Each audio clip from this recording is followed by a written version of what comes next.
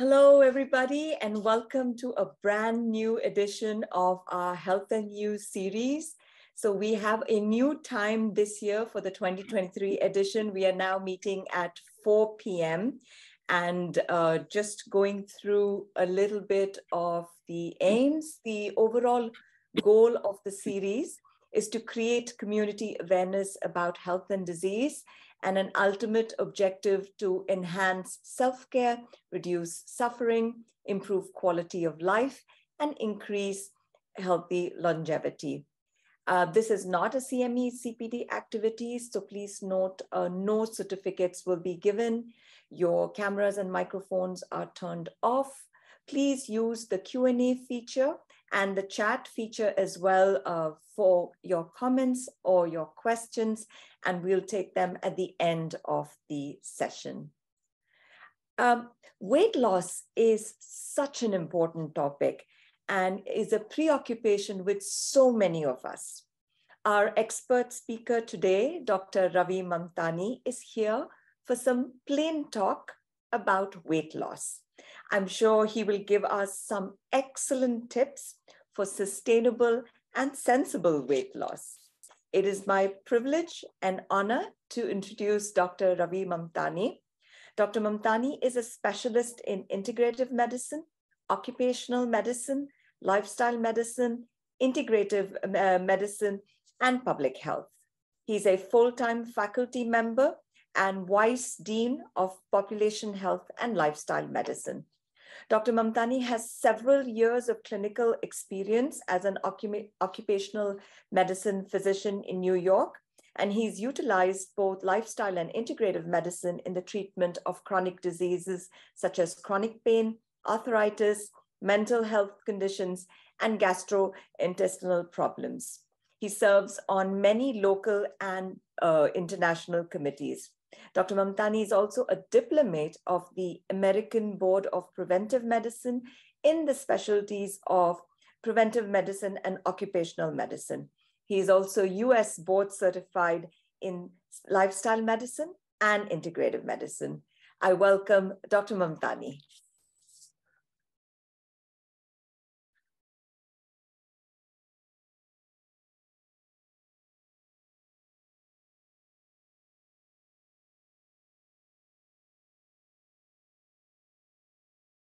Dr. Mamtani, I can see your slides, but can you unmute yourself?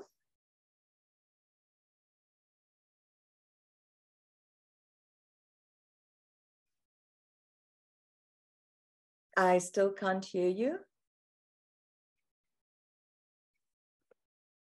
Can you hear me now? Yes, thank you. I can hear you Great. now. Thank you. I'm sorry. So, good evening, salam alaikum to all of you. Looking at the topic, weight loss, it may seem quite simple and straightforward. And for those of you who have an interest in this topic, you will know from your own experience and reading that it's not as simple and straightforward as it may seem. There are challenges surrounding the topic. There are unanswered questions. I will do the best I can. And before I talk about weight loss, obviously the theme behind all of this is the rising problem of obesity. So I will begin by talking about the disease and health paradigm with a focus on obesity. And then I'll get into scientific-driven tips and practical information which can help people with weight loss and weight management. And then I'll spend a few minutes on talking about the weight loss diets and topics of interest to the public. I'm not a pediatrician, so I will focus my remarks on adults. But that being said, a lot of things that I will say will also apply to children. I think here is what might describe the problem of obesity, and I'll share with you the 4 or 5 quotes. Number one, epidemic obesity is arguably the gravest public health crisis we face, and inarguably the least controlled, David Katz. Obesity is the mother of all diseases, and I will explain that in a few minutes. Kill it before it kills you. And number three, obesity happens 1 pound at a time. So does preventing it. I think summarizes the challenge behind controlling obesity and the weight loss programs. And the fourth one is losing weight is a mind game. Change your mind, change your body. A reflection of how behavior plays an important role in controlling weight. And finally, this is my little tip. And I did a lot of clinical work in terms of weight management in New York. And I used to often tell my patients, giving up is not an option. So don't give up, you can do it. And I'm hoping that I will be able to share some of the information on that. So before we get into the details, here is a simplistic way to look at obesity and overweight, but what does it mean? It is usually measured by what is known as the BMI or body mass index. So if you were to take your weight in kilograms and divide it by height in meters square, you will get a measure of what is known as BMI. By Western standards, a BMI of 25 to 29.9, 30 will basically define someone to be overweight. And if you go beyond 30, it is obesity. So there's a distinction to be made between overweight on the one hand and obesity on the other. Oftentimes, there are people who may have normal BMI or maybe slightly high BMI, may not be considered to be obese. Well, one thing we forget is another measure of obesity is measuring the waist circumference. So people who have a circumference of more than 40 inches, which is for men, and 35 inches or greater for women, also present serious risks comparable to what obesity might do. In other words, abdominal obesity also presents serious risks for individuals. Here is something that has changed in the past 10 or 15 or maybe 5 or 10 years, which is that the BMI guidelines for Asians have changed. So overweight for Asians would be anything between 23 and 27.4 BMI, and obesity begins at a BMI of 27.5. So what has happened is for Asians, the definition of BMI has lowered because research has shown that individuals, Asians, at a BMI of 23 and above present serious risk to them, and certainly much greater risk for people who are obese, i.e. with a BMI of 27.5. And once again, BMI is a measure of obesity. Weight divided by height square will give you a measure of BMI. Now, I want to be a little cautious in the way I approach the problem of obesity, but I think it may be important for us to look at the health and disease paradigm and keep obesity right in the middle. So this is what the disease paradigm looks for chronic illnesses that most of us suffer from. In the right-hand column, you're seeing people dying or suffering from diabetes, heart disease, cancer, mental health issues such as depression, and clearly obesity. But if you were to go back and trace the chronology of these outcomes, you will see that the same individuals who are now suffering from these diseases will have had in the past gone through some changes in their body, physiological changes, as we may call them. And examples of these include fluctuating levels of blood glucose, slight increase in blood pressure, stress, depression, and also weight gain. Well, let's go back in chronology a little further back and see what is it that these individuals had experienced before they got to developing these changes and or developing these illnesses.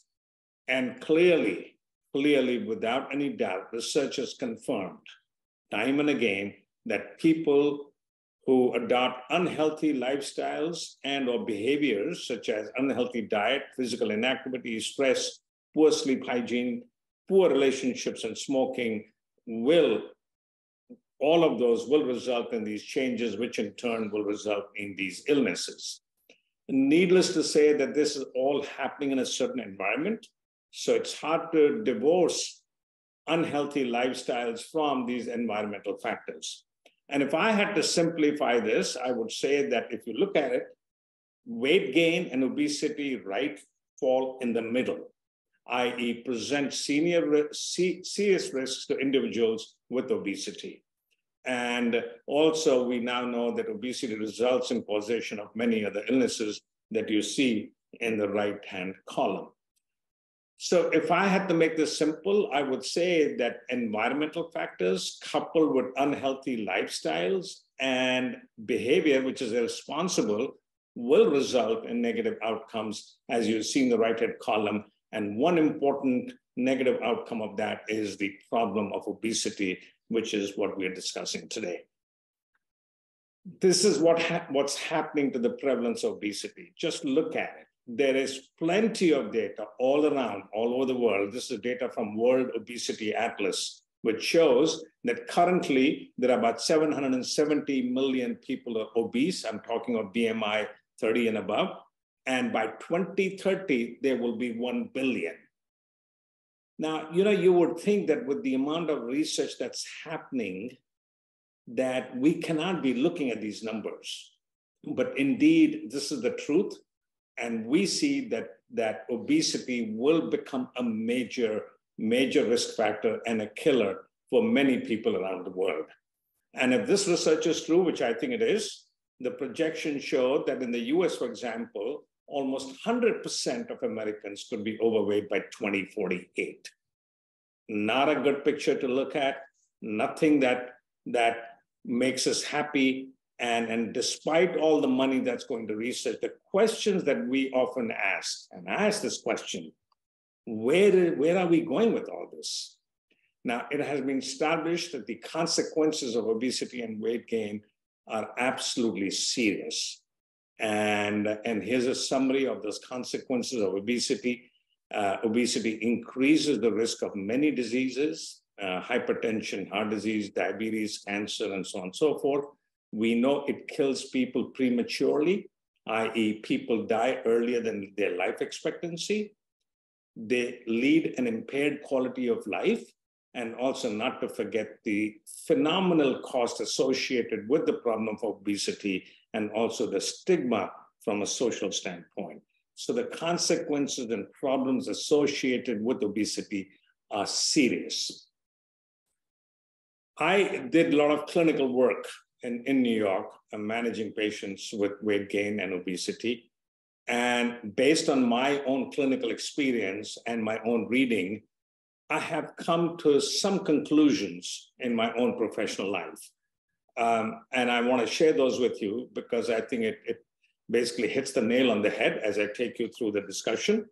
One, if you're overweight, I tell people, don't feel hopeless. Nobody has the right to take hope away from you. Number two, that one size fits all does not apply to everyone in management of obesity. That approach does not. One has to treat every patient, every individual with that problem totally in a different way. The third point that I want to make is people often, have goals. They're looking at ideal body weight. Well, I may suggest and I suggest to my colleagues, to people I see, to patients, that you can actually, one can achieve basically good results even with a minimal weight loss. So research has shown, for example, this study that was published in New England Journal of Medicine, that at a minimal weight loss, such as 7-8% of their body weight, actually can reduce the risk of diabetes by 58%. And finally, weight loss is easy. I mean, there are people, and I will explain this further, who can lose weight, but keeping it off is a challenge, but certainly on a positive note, possible. And I will share with you the way I used to approach my problem and what we are seeing in the literature. Now, clearly eating right and engaging in physical activity are important, needless to say, as we will discuss, but so are environment and the behavior, which play an important role in weight gain and causation of obesity. And this slide illustrates that. Our behavior, our environment is such that it's not conducive to weight loss, not conducive to good health. And here's an example of that, how people are waiting to get onto an escalator, and you see probably only 4 or 5 people walking up the steps. It's the environment, it's the way we think. These are perceptions in terms of not helping us with the problem of obesity.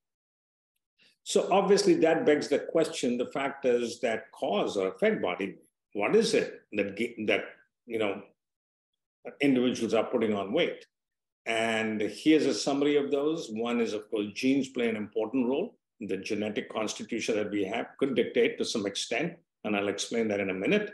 Resting metabolic rate, what kind of metabolism we have. Diet and exercise, I will spend more time on diet and exercise because that's the focus of my talk, coupled with behavior. And also there are diseases and medications that can contribute to weight gain. Now, you see that on 3, 4, and 5, I'm saying corrected. That means they can be corrected. That's where we, you, I, and all of us can play an important role in helping individuals who are gaining weight. Now, precisely for this reason, number 5, it's important that people who have the problem, they must go through a medical evaluation to rule out conditions that may be contributing to weight gain. And one condition that comes to mind is hypothyroidism. That's why we want to make sure that people who are gaining weight do not suffer from these conditions, which may explain the weight gain or obesity. And if it is, then of course, certainly with medication, it can be corrected. Also, for people to know there are certain medications that can contribute to weight gain. And here are examples of those medications: antidepressants, certain blockers, birth control pills, steroids, and then so on and so forth. I'm often asked about genes. And clearly, genes do play an important role to the extent that anywhere between 20 to 30% of variance that we may see in weight could be related to genetics.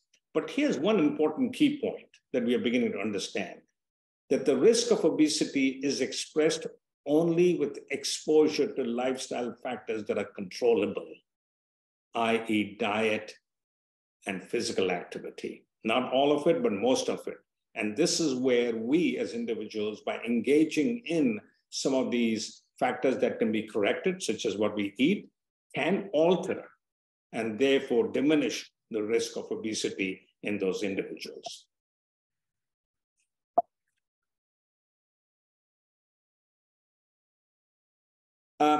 So looking at the modern way of living, the question I ask is, why are we getting fatter? Why is it that another 10 years we will see 1 billion people who suffer from obesity?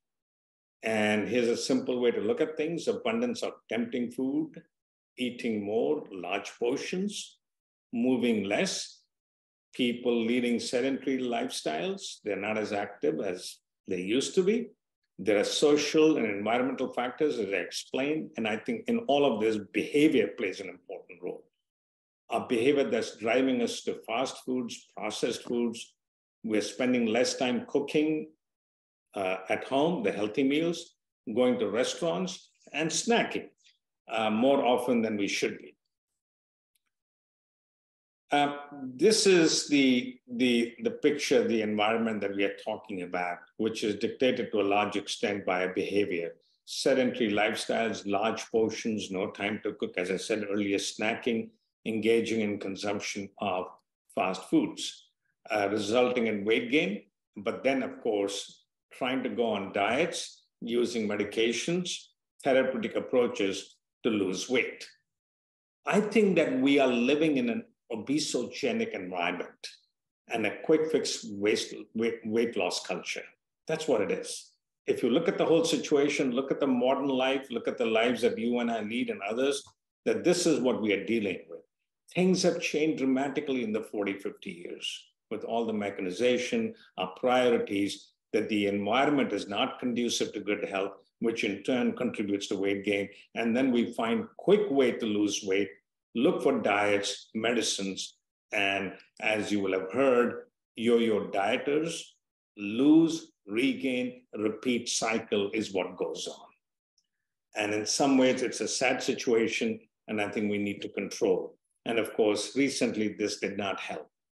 And I'm referring to the COVID-19 pandemic, which there are studies that have confirmed that people have experienced gain in their weight, and also they're engaging in unhealthy diets by ordering for food at home, processed foods, fast foods, and so on and so forth.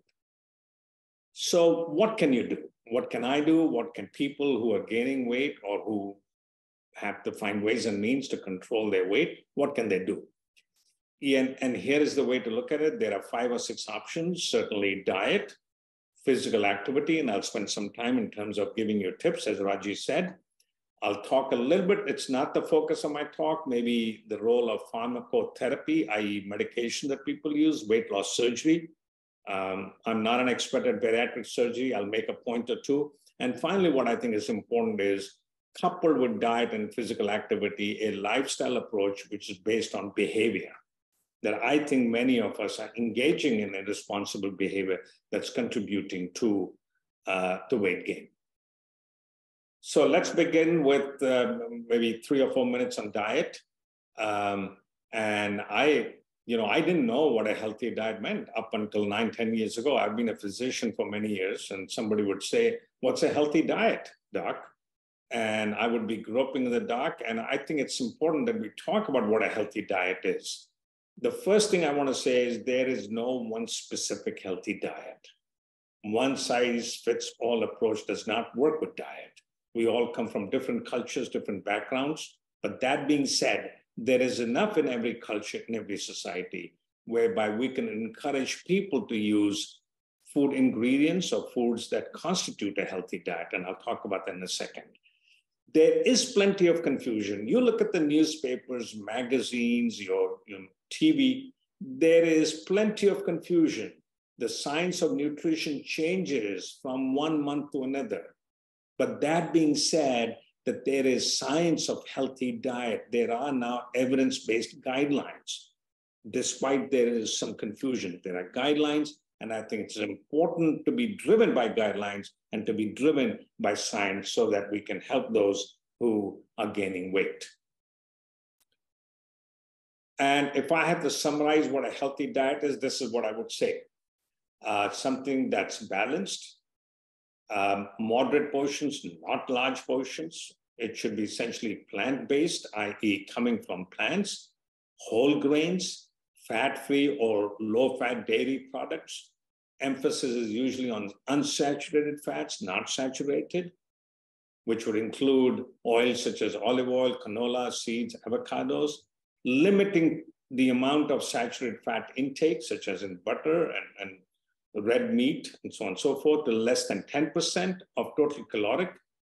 And this one is a big no. Added sugars, excess salt, and refined carbs. I'm referring to white flour, I'm referring to white rice, is absolutely a no. And research has shown time and again that people who engage in this such healthy diet will have a lower risk of chronic illnesses, almost all chronic illnesses, particularly obesity, and also reduced risk of mortality and death. So quick tips. I've done this talk many times for people in different countries, and I felt these points are important. There is more to it. There's only 45 minutes for me to talk to you on this. And of course, I'll be glad to take any questions toward the end. We as individuals, males need about 1,500 to 1,800 calories. I'm being very generic. And women need about 1,200 to 1,500 calories. And I won't go into detail. There are plenty of calculators available to you on Google. Google and find, this is the one that I find pretty decent, calculator.net, which if you plug in your activities, you plug in what you do, it'll give you the amount of calories you need on a daily basis. Now, here's something extremely important. If one were to create a deficit of 500 calories per day, so for example, if somebody's consuming 2,500 calories, if in that individual you can create a deficit of 500 calories, dropping that from 25 to 2,000, one would end up losing, generally speaking, 1 pound of weight per week, which is about 4 pounds, 4.5 pounds in a month. Now, again, these are general guidelines, and it may vary from one individual to another, but that's a good tip to keep in mind. The third thing I would suggest and strongly recommend that one reads nutrition label. Let's not ignore them. I will not do any groceries until I look at a nutrition label, because I should know what it is I'm eating. Eating slowly is extremely important rather than rushing through your meal. And this is what I used to tell my patients, and I think it worked. Is there any scientific study behind this? No, but I think it makes a lot of sense. People, when they sit down to eat, perhaps having a low caloric beverage or even water a little bit, I think will help you end up eating less. And here is the nutrition label that I suggest that we all read. It's simple, straightforward. Every one serving will give you the amount of calories in that serving, and it'll break down everything in terms of carbs, protein, and fat. Extremely helpful, and I think should be read by everyone when they go to grocery stores and they buy stuff. Avoiding the following, extremely important. It's the calories. Of course, there's environment, there's behavior, but these are the basics. As I explained, 500 calories a day, 500 calories times 7 is 3,005 calories in 1 week. And if you eat 500 calories or about that much, 7 days a week, one will end up putting on 1 pound of weight. And if you take that away, you will end up losing 1 pound a week. Small excessive intake can cause overweight. I used to have patients who would say, Doc, I drive to work, but every now and then I'll stop by, have a cup of coffee and maybe half a bagel or a bagel. Well, excuse me, never mind that 300-calorie bagel. But if somebody's engaging in even one little piece of candy, which is 50 calories, 50 calories a day would give you 8,250 calories a year. That divided by 3,500 would give you 5 pounds in 1 year. Over a period of 5 years, folks, that is 25 pounds of weight gain. So let's not be trivial and say that it's only maybe 50 calories. I mean, I had patients who would tell me a cup of coffee, half a bagel, or a donut. Well, that's a lot of calories. That's a lot of calories. So you can imagine this mild change in weight, mild change in intake of food to that extent of 50 calories over a period of 5 years can cause your weight to increase by 25 pounds. Question the caloric content of the food that you say is tasty. You go to a restaurant, you say, great food, wonderful food. Well, question its caloric content. Please ask for the labels or nutrition labels or talk to the chef. And this comes from one of the NIH, USDA, this thing, that restaurant foods with high caloric content might include lo mein, tasty fried chicken dishes, lasagna, onion rings, French fries, and so on and so forth. So there's plenty of information. I think we have to be mindful in terms of what we are eating. Watch your beverages. When somebody says, I'm only having 1 can of a soda, well, it's only 12 ounces, well, that'll give you 140 calories. There you go. 1 scoop of ice cream might give you 400 calories. And all of a sudden, before you know, 1 can of Coke and 1 small scoop of ice cream is 500 calories a day. And if that's over and above what you're normally eating in a week, you're putting on 1 pound of weight. Avoiding fast foods. Refined carbohydrates, white flour, please. No, it's a big no. Avoiding foods with added sugars. And by the way, if you look at the labels have changed now. If you look at labels will now give you actually how much of added sugar there is. Look at this. This includes 10 grams of added sugar. And what this is either extra sugar, as in sugar, sweet stuff, but it's not coming from the food that might be in that. It's being added separately over and above the food that's in that serving. So look for items where there is no sugar and enjoy the real food. And as I said, large portions is absolutely a big no.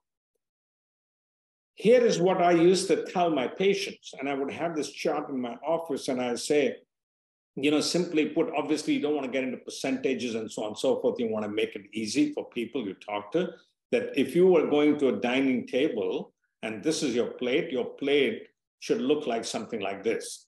Half of the plate should have vegetables and fruits, most of it vegetables. 1/4 of your plate should have whole grains, not white flour, white rice, but whole grain, right? And then 1/4 of the remaining, the leftover should be healthy protein. Most of it, hopefully, can be coming from vegetarian sources. And maybe there's also, one can eat fish, one can eat limited red meat, lean maybe, limited, I'm using the limited, and other meats, certainly, as I said earlier, to include fish, poultry, beans, and nuts. They're great sources of protein. So those are the tips on diet. Physical activity, we know that physical activity burns calories. It builds lean mass, extremely important, more so for the elderly people. It improves psychological well-being. When you run, you get runner's high, right? You've heard of that, secretion of endorphins, and it also increases metabolism. But at the end of the day, in addition to helping with weight, it reduces the risk of many diseases, including obesity, and reduces the risk of death.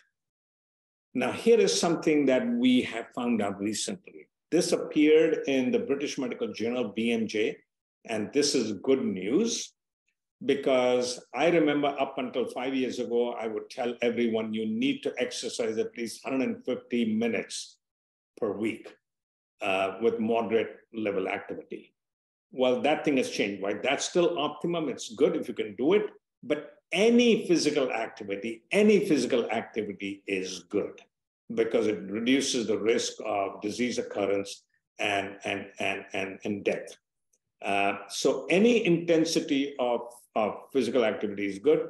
I used to remember patients who would come and tell me, Doc, if I cannot do 115 minutes per week, basically I'm wasting my time. Well, that's not the case. But here is the other bullet. The other bullet is, while physical activity is directly related to obesity, lack of physical activity, therefore engaging in it will help. But it's also the amount of time you sit on your chair and do nothing, sedentary life. Anything in excess of 9 hours a day is not good. So physical activity as an independent risk factor, lack of physical activity, but also sitting and doing nothing, i.e. leading sedentary life, is equally bad. Anything in excess of 9 hours a day is not good. There's a lot of talk about medications, as recently, a month or 2 months ago, new medication. And I will just use this one slide to make the point that I want to make, which I think is important. Of course, there are people who can be helped with medications. But the one thing to remember, and this is useful for people who may have a BMI of 30 and above, but it does not eliminate the need to permanently alter behavior. And I say that, for people, I cannot imagine that people will remain on medications for the rest of their lives. And therefore, keeping in mind that the bottom line, if you were to look at the pyramid, the base, which is solid, is the one that can be built on behavior, on diet, and on life activity. Medications can help. The long-term benefit, questionable. They're expensive. They're not without side effects. So one has to, while medications may have a role to play, you have to keep in mind the other things that go with it. And I think that obviously seeing a physician, a medical doctor to help them such that they do not forego the initial approach to weight management, which rests on behavior, diet, and physical activity. Weight loss surgery, there is a lot of information out there, and I'm not an expert, but I understand enough to be able to share at least 1 minute worth of information on it. Clearly, for people who are grossly obese, BMI of 40 and above, with other comorbid existing conditions, it can be helpful. It's helpful for patients who have failed all kinds of therapies, but more importantly, there must be an integrated program, which again rests on behavior, diet, and physical activity before and after. You see what I'm saying? And that's how important lifestyle interventions are in management of weight. And I think a practical approach will rest on behavior, taking into account diet and physical activity are important. Self-care, and this is extremely important. And I think some of the information that I'm sharing with you and that you in turn can share with others, on how to take care of yourself from a weight management point it could be important.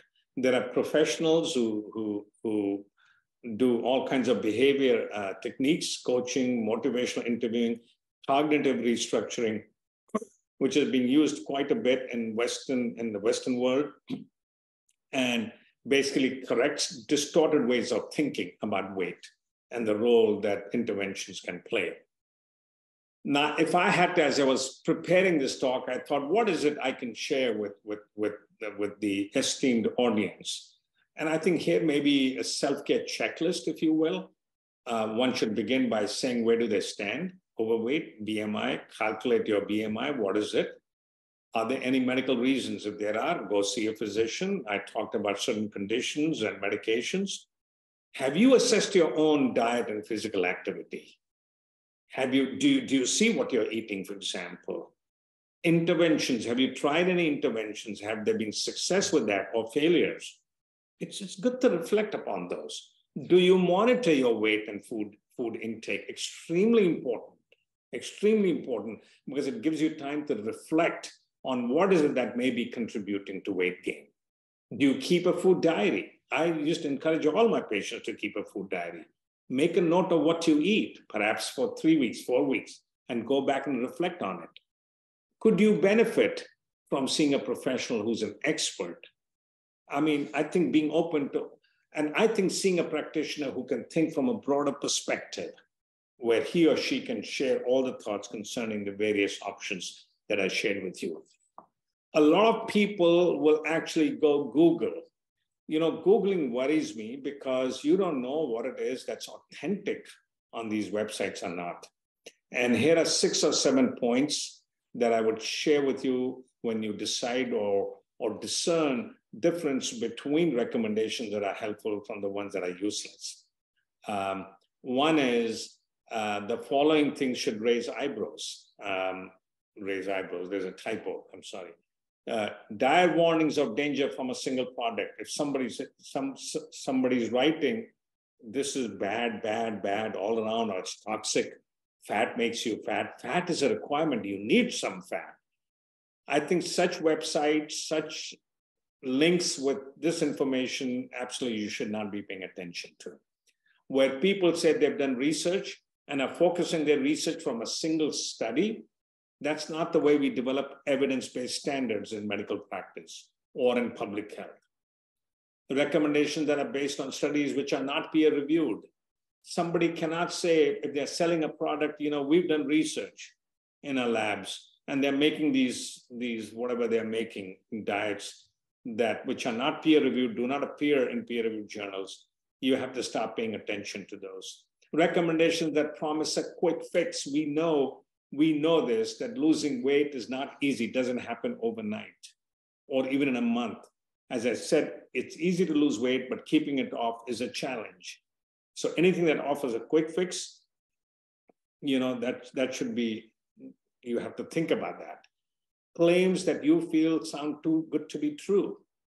Examine sources. Where is this coming from?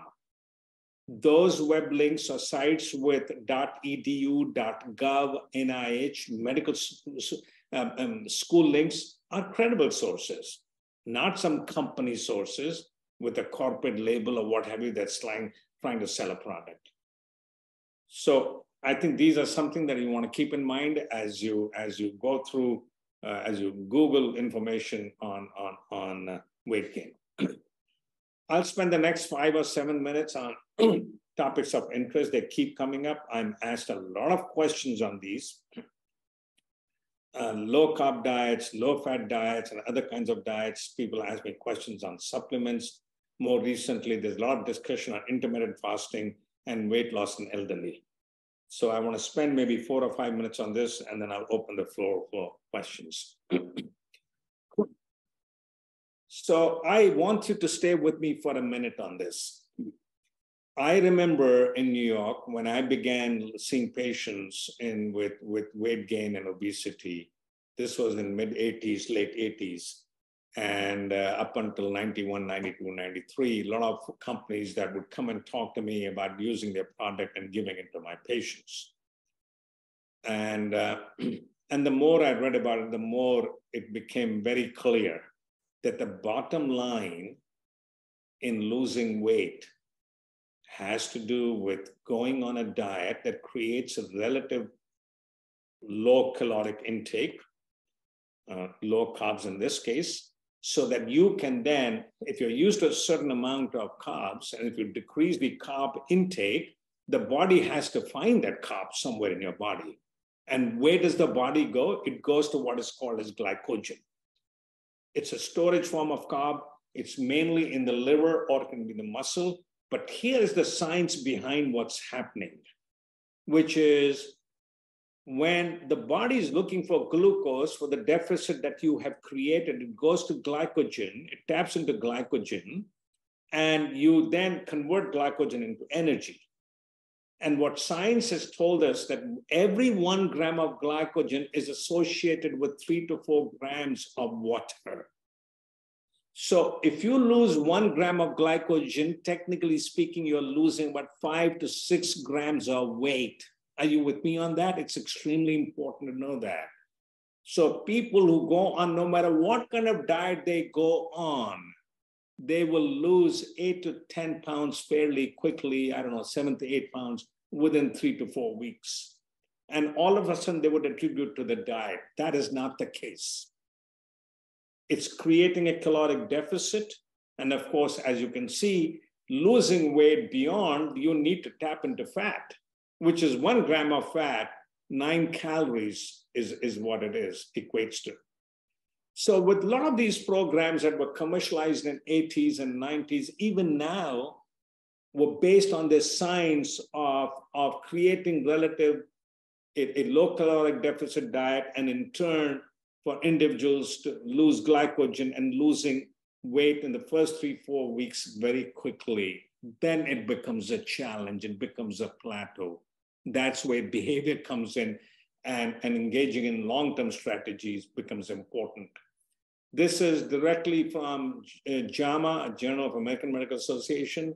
While low-carb diets may initiate an initial weight loss, sustained long-term weight loss are best observed with healthy, low-caloric diet consisting of low-fat, complex carbohydrates, not white flour, and fruits and vegetables. And this was way back in 2001 or 2002.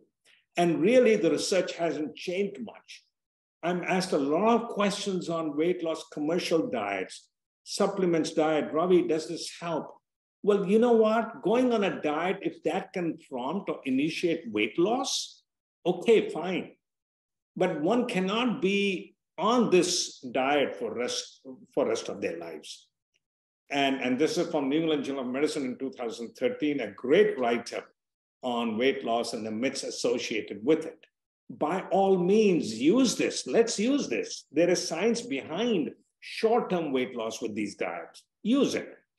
But we cannot keep our patients for the rest of their life on this, the long-term effects of which remain unknown. Let's use the science that we know to our advantage and to the advantage of patients. Boy, the questions I'm asked on the keto diet. I mean, it's just, there are too many questions. So what's a keto diet? Well, 5 to 7% of carbs, calories coming from carbs in such a diet, 75 to 90% from fat. Mainly people are eating meat, poultry, fish, dairy, olive oil, seeds, nuts, which are good, not bad. However, they're low on vegetarian foods. The long-term benefits, there have been no studies that are confirming its benefit over a period of many months or years. In not consuming vegetables, you are not consuming enough calcium, beta complex, magnesium, phosphorus, and selenium. And the 2 side effects that have been noticed with keto diets are mood swings and constipation. Constipation because of lower intake of vegetarian food, and also fiber. Low-fat diets, a lot of work done on that. But again, do we know? No long-term studies. There is this one study, and I want to make an important point here that was done and published in Journal of American Medical Association. They compared healthy low-carb diet with healthy low-fat diet. Both healthy. What did they see? They saw no difference. there was no difference whatsoever between healthy is the key word, low carb and or healthy low fat diet. No difference whatsoever. And the take home message has been said before, and we keep repeating it. What matters is a healthy diet, which is high quality carbs, unrefined plant proteins, unsaturated, regardless of whether it is low carb or low fat. A lot of talk about vegetarian diets, plenty of information. I will say this to you, there is plenty of research confirming the benefit of plant-based diets. And I'm talking of plant-based, i.e., most of the diet comes from vegetarian sources. And that's the research, plant-based. I'm not saying completely vegan. I mean, there are vegan diets. And the thing is, if you're able to fortify foods here that might give you minerals and vitamins that may be deficient in a pure vegan diet, such as vitamin D, iron, and B12, you know what? You're doing great. Vegetarian diets are very healthy diets. The overall risk of mortality and other illnesses is very low with plant-based diets. But here is what I tell many of my friends. They're vegetarians, but they engage in excessive consumption of white carbs, rice, white flour. So that caution, when I say the more the merrier, does not apply to vegetarian diets. If you're subsisting on a diet which is rich in white carbohydrates. A lot of work done on intermittent fasting. In the Journal of American Medical Association 2021 and also Harvard Health Publishing have written numerous stories and on narratives, including based on research on intermittent fasting. What we know is that if you adopt an eating schedule in which the eating window time is reduced, so most people will say 16 to 8, meaning don't eat anything for 16 hours, but perhaps eat as much as you want to, within reason, not to engage in excessive caloric consumption of 7 to 8 hours, you could on average lose 3 to 8 pounds, 3 to 8% of your weight. But you know what? There have been challenges, and the discussion overeating in that eating window is not good. Loss of lean muscle mass and long-term benefits, we do not know. There haven't been studies. But again, like with other things, if this is something that can be helpful, I would encourage we use this to our advantage. And the idea is, the words of wisdom, as Jama said, a bit of less time in a fed state and more time in a fasted state each day. So if people can adopt this for the rest of their lives so that they're not compromising on the quality of food, they're eating 8 hours a day and staying away from food for 16 hours, and they're doing well, they're getting balanced food, macro and micro, that's fine. Not a problem, not a problem. Weight loss in the elderly, word of caution. There are studies that are documenting that weight loss in the elderly, 70, 75 and above, is not a great idea.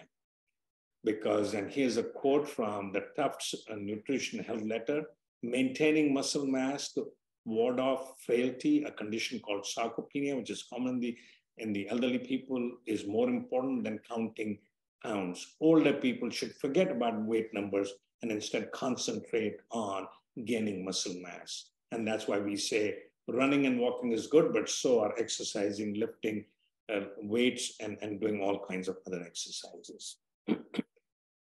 Supplements, not worth the risk is my summary statement. Not to try them. There are problems associated with it because some supplements may contain undisclosed prescriptive items. There is this registry which is maintained, has about 10,000 people on it, and they've lost 30 pounds over 12 months, and these are their characteristics. They exercise, they eat breakfast every morning, they weigh themselves, they monitor their food, they make a record of what they eat and their weight, and they spend less time on sedentary behavior. So I think our focus should be on lifestyle choices and acquiring skills that result in sustained weight loss. Of course, some of these pharmacological agents can help, but do not eliminate the need to alter behavior, which in turn can determine your food intake and remaining physically active. Losing weight is easy, but keeping it off a challenge, but possible, as I explained. I wish I had a little more time. I want to show you a video, but we'll see how things go. And here's a summary quote. Hippocrates said this many, many, many years ago. If we could give every individual the right amount of nourishment and exercise, not too little and not too much, we would have found the safest way to health. Never mind obesity. I think this applies to basically most chronic problems that we see in this day and age. Here are my sources in terms of research that I did and my own clinical work and my experience. And with that, I want to say shukran. Thank you for listening to me. And I'll be glad to take any questions and or comments that you might have. Thank you so much, Dr. Mamtani. This is always such a fascinating topic. And